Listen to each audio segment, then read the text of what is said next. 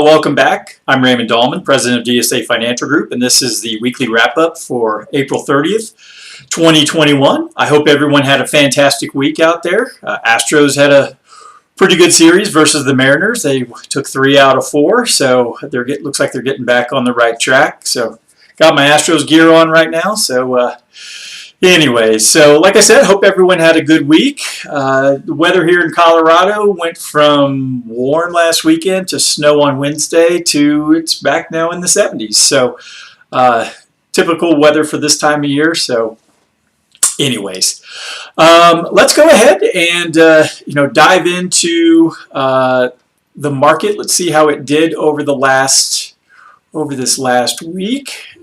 Let me get to a chart of the Dow Jones here.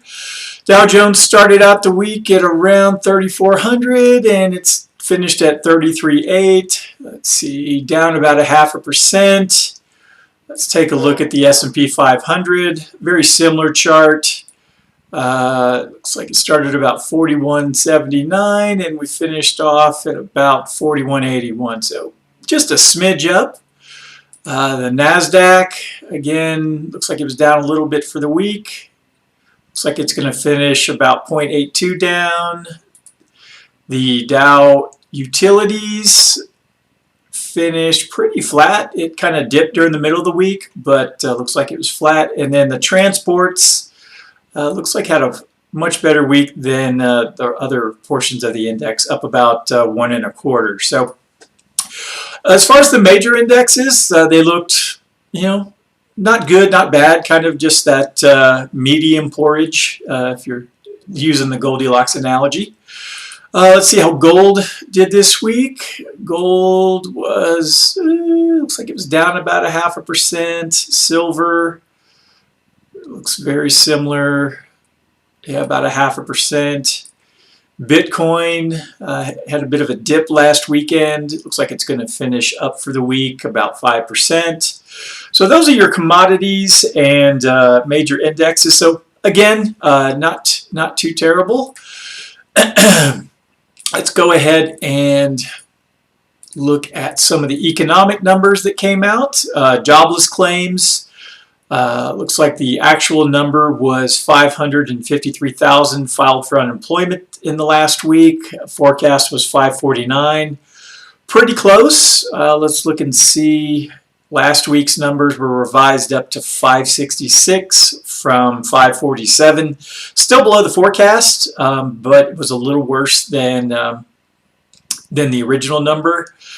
Let's look at continuing jobless claims. They came in at 3.66 million. The forecast was 3.614.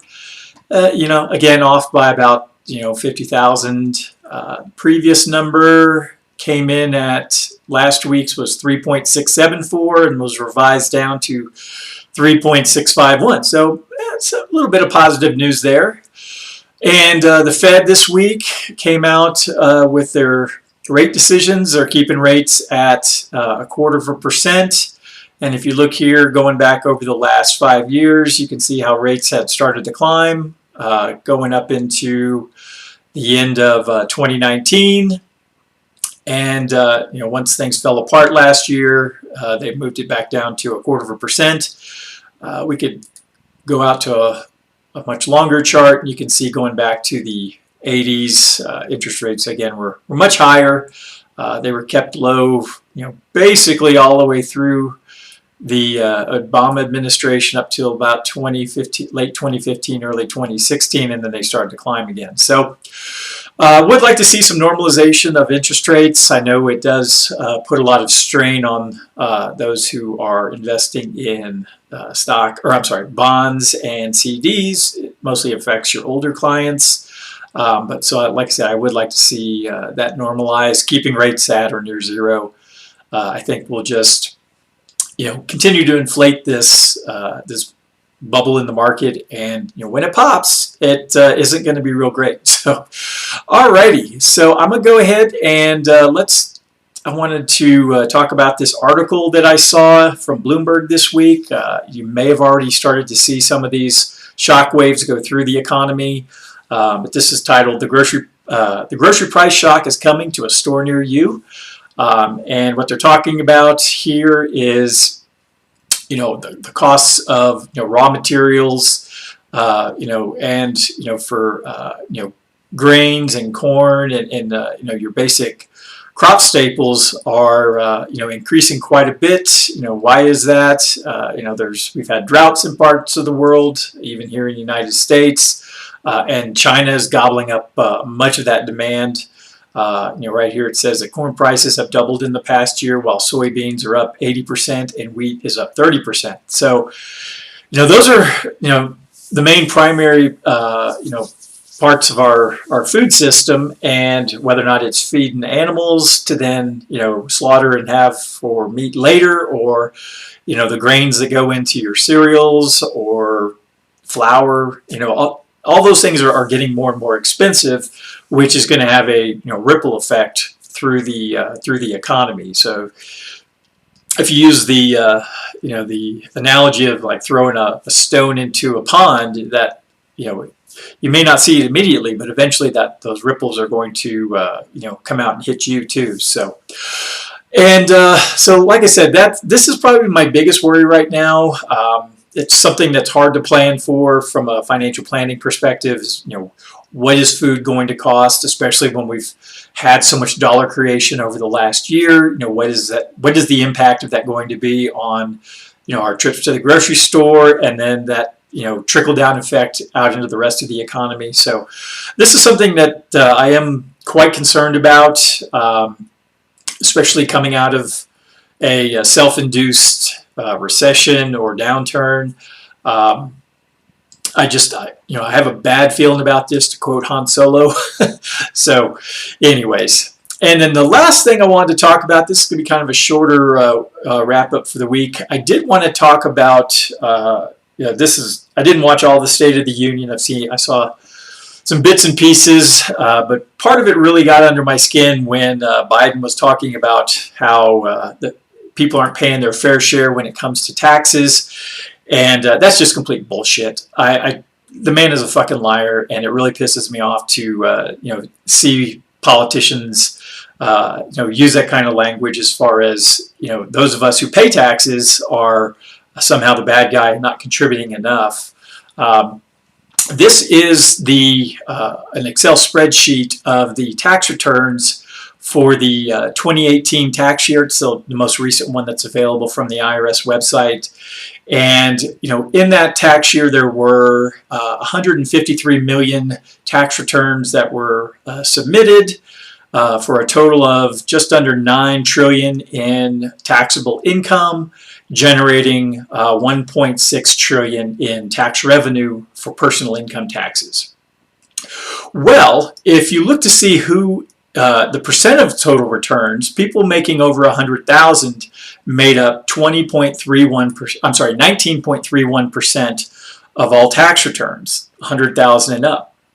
Yet they paid 80.94% of all the taxes from 100,000 and up. And if you go to just 200,000 and up, you are 5.56% of all the tax returns submitted were people who made greater than 200,000, yet they paid 59.29% of all the taxes, of income taxes paid in year 2018. And I have the tax years for 2017 and 2016 also, very similar numbers. So when someone says that the wealthy or the high income earners are not paying their fair share, that's a load of shit. And you need to correct those people. The problem is that the bottom part of the bottom 80% of taxpayers aren't paying hardly anything. That is the problem. The bottom 80% of taxpayers only pay 19% of all federal income taxes. And if you make less than 50,000, you're only 50,000 and below only contributes 12% of all taxes paid. So, anytime you hear someone say that, they're being dishonest with you. people, I'm losing, and I'm certainly not in the highest tax bracket, but, my wife and I lose 30% of everything we make to the federal government before we pay property taxes, sales taxes, state income taxes.